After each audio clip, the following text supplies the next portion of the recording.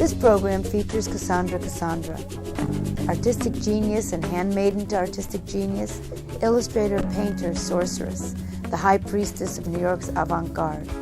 We hope that you enjoy meeting Kasoundra. One time somebody said, I had to sign something legally, and they said, what's your last name? He said, it's none of your business. And they said, well, you have to have a last name. I said, it's none of your business. And I really meant that. And they said, well, you have to have a last name.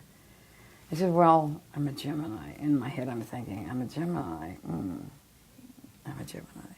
There's two of me. I'm schizophrenic. I'm Kasoundra Kasoundra. That's it. I'm Kasoundra Kasoundra. That's how it became Kasoundra Kasoundra. Hello? Yes. Kasoundra. Ka is the soul.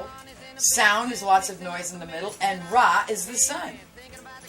An Egyptian chick. Trench coat, badge out, laid off, says he's got a bad call.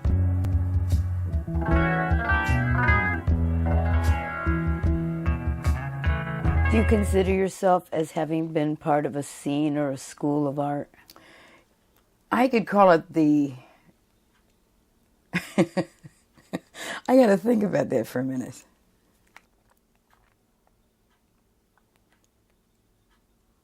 The bewildered Renaissance, that's what I'd call it. The bewildered Renaissance, because everybody was doing something new and trying. They were experimenting with something. After the beatniks came us. People like all of us kind of came along, and we had a creative energy, each one of us, for a different area.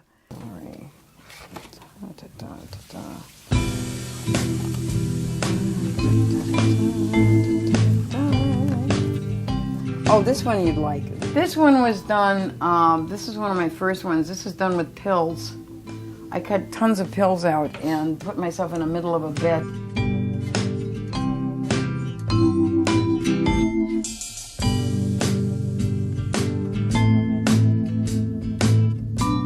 Well, that piece, that's really a funny piece, because I found the blueprint of that on the street. And I took it home and I looked at it, and right at that point, I think Angela Davis and... I was into circus stuff. I like, you know, the whole thing with the circuses. And I looked at that and I said, and I was the rapist psyche. And I looked at it and looked at it and looked at it, and I said, oh man, bar and barrel of niggers.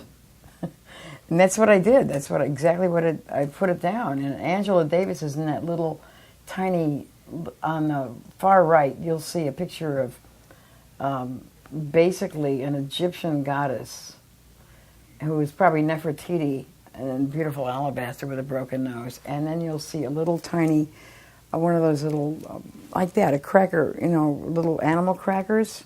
And she's, a real picture of her is behind that. Yeah. Because I really admired her. I thought she was quite a woman.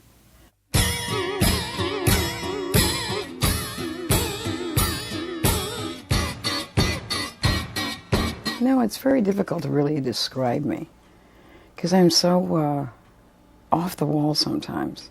And I have a great sense of humor. I see things in the abstract, and I like to... Actually, what I like to do is enjoy people. Because I find out a lot about people. Because, you know, they just are there. They're wonderful. They motivate me. That's what I like. Somebody that's motivative. Somebody that really gets out there and does its wonderful job of being, and then I get inspired.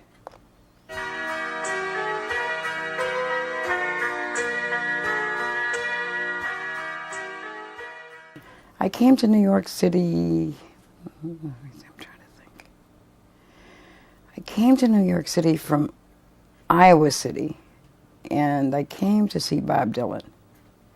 And that was, I think, in 1960. I lived in a root and tuber shack in Iowa City. And I went to school there, but I didn't pay for it. Actually, the writers thought I was an artist, so I'd fit in with their classes. And the writers thought I was artist, and the artist thought I was a writer. And I was, you know, taking notes. In the meantime, I'm really getting a drift of how the school worked. And I was there for, approximately about a year. And then I decided to go on a trip with some people that were from Iowa City, that were students. And we all got together and we drove to New York. And I had one of my books, it was called The Problem.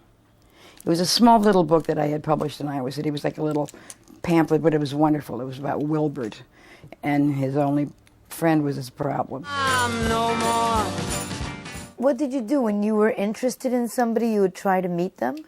Well, only Gory and Hermione Gingold were the only two people, and Dylan I searched out. But Hermione Gingold was wonderful, and she was living on 57th Street, and I had to go see her because her number was listed in the phone book. I said, "You don't know a bit about me, but I know that you're Hermione Gingold, and I wish to see you. Could you make an audience with me?" She said, "Well, anytime you'd like." And I went up and I saw her. I saw her a couple of times. She was great. And you found that people were willing to meet you? Yeah, they really liked me. It was, I just had this way to say, hey, I'm here to see you. I'm an artist, and I just want to see what you live like. I want to talk to you about certain things. Do you want to talk to me about anything? But I get these crazy jobs from, and I work for nice people.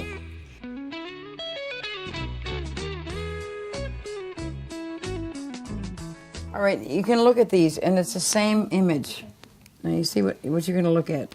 I will go through an image of the same thing maybe 20 times, maybe 10 times, and find out the perfect masterpiece, if I like it.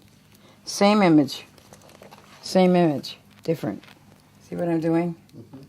I'm using the same format, but I'm using different things to move around. And it changes. You want to take something and you want to exhaust it.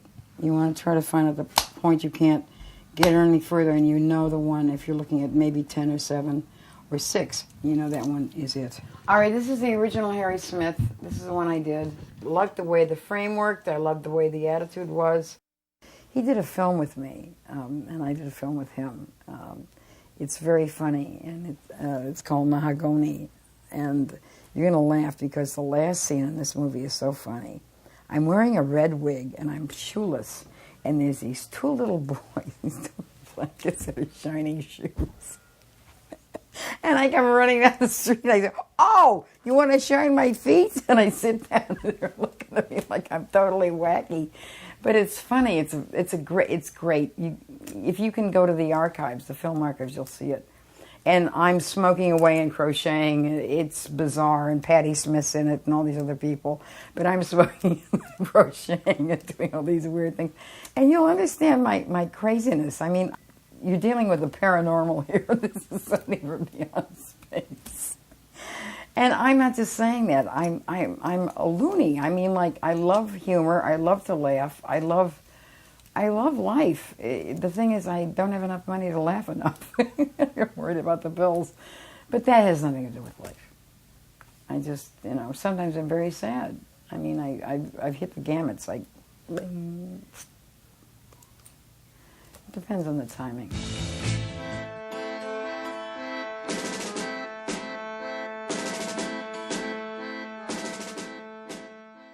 This was part of the thing that I got this from Milos Forman, and it was a beautiful game, and I messed it up. I took everything I had and always took something that could have been worth thousands of dollars and just did what I wanted to it, and that's what it came out to be.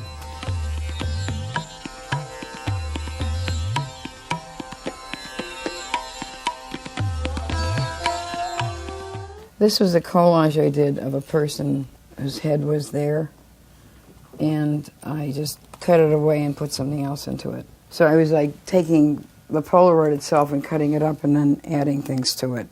And here's another example of the same thing, a man driving. There was a man that I was very much in love with who was a real jerk. I just cut my face away and put something that I had done underneath it, play dead.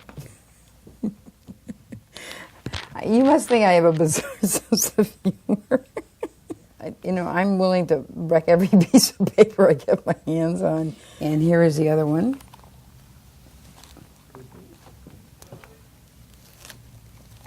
And the antidote is beer. I would love to be able to paint this because it says exactly what I want to say. That is so sexy. I mean, I look at that and I go, what am I looking at? But you just can't plop somebody in the middle of New York and say, "Hey, listen, you want to be an artist? I have these pills. They'll change you in a minute." I mean, you can go someplace. You can learn a technique from a certain teacher, but the things you've got to propel into it is something that's in your heart, something you project from yourself, something you do eclectically put in your head, and you say, well, now I have a technique for this, and I'm going to change something. I'm going to make it a little bit different. I'm going to work with something else. I'm going to add it to it. That's how I would think. That's how I would think. See, that's how art works with me. Only with me, maybe not with you, but it's a process. I start with one thing, then I keep going and going until I come up with a final product of who I am now. What I love about myself is the fact that I took this pen and I wasn't afraid of the paper. That's all I can say about it, basically. I've always had that urge to look at art, enjoy it, never be jealous of it, never be scared of it. Anything I see, I could work with.